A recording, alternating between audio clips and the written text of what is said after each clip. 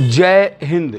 मैं राजकुमार मिश्रा ला विथ राज मिश्रा के लिए आइए हम लोग आज फिर से बात करते हैं पति पत्नी के झगड़ों के संबंध में।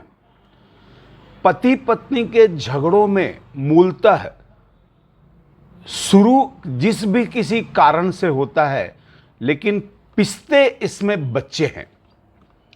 चाहे मामला किसी भी प्रकार का हो, पति और पत्नी आपस में जिद के कारण से, किसी और कारण से या अपनी शर्तें मनवाने के कारण से, लेकिन लड़ भिड़ जरूर जाते हैं। उनका जो भी नुकसान होता है उनके खुद की गलती या दूसरे की गलती के कारण, लेकिन ऐसे मामलों में बच्चों का जो नुकसान होता है उसकी पूर्ति पूरे जीवन बच्चे नहीं कर पाते। मैं आपको बताता हूं, मैं पति की ओर से एक केस में उपस्थित हो रहा था।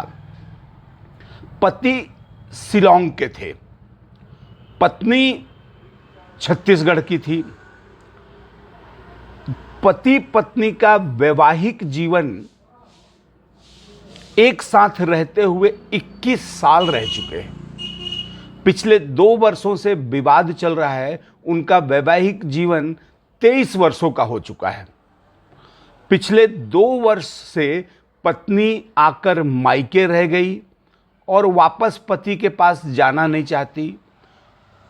पत्नी का जो आरोप है अपने पति के साथ नहीं रहने का, उस आरोप को अगर आम आदमी भी, आप भी सुनेंगे तो आपको लगेगा कि इस कारण से पति के साथ नहीं रहना कहीं से उचित और मुनासिब नहीं है। फिर भी पत्नी अपने पति के साथ जाने को तैयार नहीं है। इस केस में मैं पति की ओर से कोर्ट में उपस्थित जरूर हुआ, किंतु पत्नी से भी बात किया। पत्नी को इस तरह की चीजें समझा दी गई हैं कि पत्नी के दिमाग में ये बैठा हुआ है कि पति के साथ नहीं जाने से उसको ज्यादा फायदा है। रिश्ते टूटे, घर टूटे, सामाजिक स्ट्रक्चर खराब हो, कुछ भी हो, पत्नी को यह समझा दिया गया है कि तू अपने मायके रहेगी तो बहुत मोटा राशि तेरा पति तेरे को हर महीने देगा, और अगर उसने तेरे को भला बुरा कहा भी है तो वो जेल जाएगा। डोमेस्टिक वायलेंस का भी मामला था। पति से मैं जब पूछा, मिला, तो पति चाहता था कि पत्नी मेरे साथ रहे, पत्नी को छोड़ना नहीं चाहता था, पत्नी साथ में रहने को तैयार नहीं थी। बड़ी दुविधा दी। मैं अपने स्तर पर पति के पक्ष से तो कोर्ट में खड़ा हो ही रहा था, पति रखने को तो तैयार था ही। पत्नी को भी मैं भरपूर समझाने की कोशिश किया कि इस तरह से शादियां तोड़ देना कहीं से उचित नहीं है। आप एक बार मौका देके देखिए। पत्नी के दिमाग में ये तक भर दिया गया था, पत्नी के मायके वालों ने भरा था कि तू अपने पति के साथ रहेगी तो तेरे को मार डालेगा, मतलब तेरा जीवन समाप्त कर देगा। वो जो पत्नी अपने पति के साथ 23 साल के वैवाहिक जीवन में 21 साल साथ में रह चुकी है, उसके दिमाग में पता नहीं कैसे यह भर दिया गया कि तेरा पति तेरी हत्या कर देगा। इन दोनों के बीच में एक छोटी बच्ची है 9 साल की। मैं उस बच्ची से भी पूछा तो बच्ची के मन में भी उसके पिता के प्रति बहुत सारे नकारात्मक भाव भर दिए गए हैं। बच्ची अपने पिता को राक्षस के जैसा समझती है। ये सारी चीजें हर हालत में पति पत्नी के रिश्ते को खराब कर रहा है और लगातार कर रहा है। मैं चिंतित हूं इस बात को लेके कि आगे हमारे समाज का ढांचा कैसा रह जाएगा, जहां पति पत्नी इतने छोटे छोटे कारणों से आपस में लड़ेंगे तो कैसे समस्या का निदान हो पाएगा। पत्नी अपने पति के ऊपर भरण पोषण का केस की है और पत्नी को अपने पति से 2 लाख रुपए महीना चाहिए भरण पोषण के रूप में, और ये पत्नी 2 लाख रुपए मांग कोर्ट से रही है और साथ में अपनी बच्ची को, अपने पिता को देखने मिलने तक नहीं देना चाहती। एक दिन पिता, अब चूंकि बेटी है तो बेटी को लेके मन में निश्चित रूप से उसके बहुत सारे भाव हैं। जब उसकी पत्नी उसकी बेटी को नहीं मिलने देखने दे रही थी तो पिता बेटी के स्कूल चला गया। स्कूल में बेटी को देखा। अब बेटी के भी मन में चूंकि बहुत सारे भाव हैं तो देखा, बेटी से बात किया तो बेटी उसको कुछ ना मिलने की बात कह के अपने क्लास में चली गई। जब इस व्यक्ति की पत्नी को, मतलब उस बच्ची की मां को पता चला कि उसका पिता स्कूल आया था बेटी को देखने, तो वो आग बबूला हो गई। वो स्कूल को धमकी देने लगी, स्कूल वालों से नोटिस भिजवा दी। गजब की परिस्थिति है। एक पिता अपनी बेटी से मिलना चाहता है, इसके बदले पिता को जेल भेज दिया जाए। क्या यह कानून ऐसी मान्यता देता है? निश्चित रूप से ऐसे संभव नहीं है। लेकिन पत्नी के दिमाग में चूंकि बहुत सारी बातें भरी जाती रही हैं तो पत्नी को यह लगता था कि यही सही है।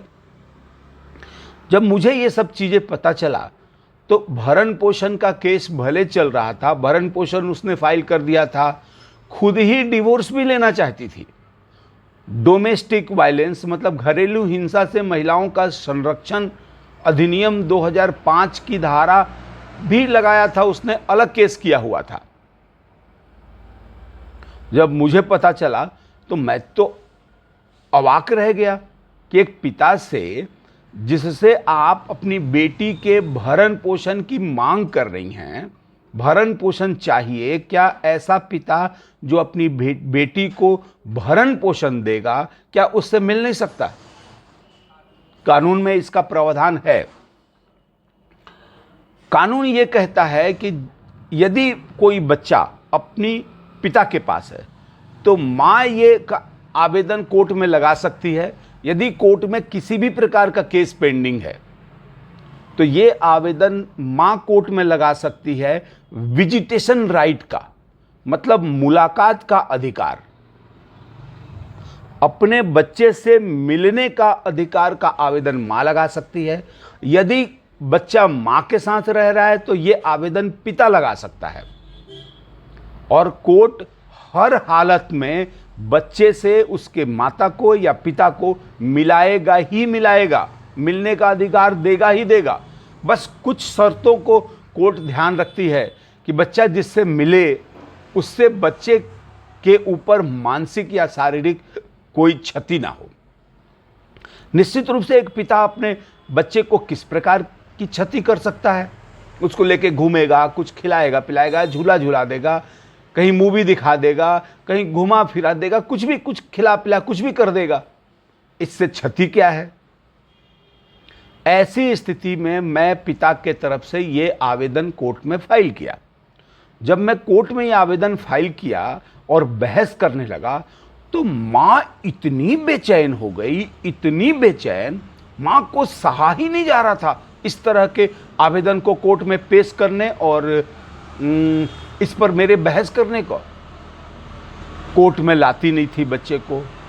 अब चूंकि पिता बच्ची को लेके बहुत संवेदनशील था तो अपने शहर से काफ़ी दूर लॉज में रहता था और बच्चे से मिलना चाहता था, देखना चाहता था। जब मैं ये आवेदन कोर्ट में लगाया और सुप्रीम कोर्ट के कुछ गाइडलाइन का उल्लेख किया, कुछ प्रकरणों में कुछ न्याय दृष्टांत है माननीय सुप्रीम कोर्ट का, जिसमें कहा गया है कि गार्जियन को अपने पिता को बच्चे से या माता को बच्चे से मिलने से नहीं रोका जा सकता। इस आधार पर कोर्ट का आदेश हुआ और कोर्ट ने पिता को बच्चे से मिलने का सप्ताह में एक दिन, संडे को अधिकार दिया, सुबह 8 बजे से शाम को 6 बजे तक। पिता अपने बच्चे के साथ रह सकता था, घूम सकता था, जैसा फ्रीली जैसा रह सकता था रहे। इसके अतिरिक्त मैंने अनुरोध किया कि छुट्टी के दिन, बच्चे की जब छुट्टी होता हो तो छुट्टी के दिन भी पिता को ये अनुमति दिया जाए। पिता अपना सारा कारोबार, अपना धंधा छोड़कर बच्चे से मिलने के लिए व्याकुल था। अंततः कोर्ट ने छुट्टी के दिन भी पिता को मिलने का अधिकार दिया। मैं कृतज्ञ था कोर्ट का, और चूंकि पिता को यह लगता था कि यह हो ही नहीं सकता और ये हुआ, पिता भी बहुत प्रसन्न हुआ और पिता को भी अच्छा लगा कि इस तरह का आदेश हो गया। बाकी भरण पोषण का केस जैसा भी होगा, जो भी आदेश होगा उसका पालन करेंगे। यदि इस तरह के वीडियो आपको पसंद आते हैं और इसमें आपको कोई प्रश्न पूछना हो तो कमेंट में आप प्रश्न पूछ सकते हैं। इस वीडियो को शेयर कर दें, इस वीडियो को लाइक कर दें, ताकि हो सकता है किसी और को इस वीडियो का लाभ मिल सके। आपने यह वीडियो देखा, इसलिए मैं आपका आभारी हूं और धन्यवाद। नमस्कार।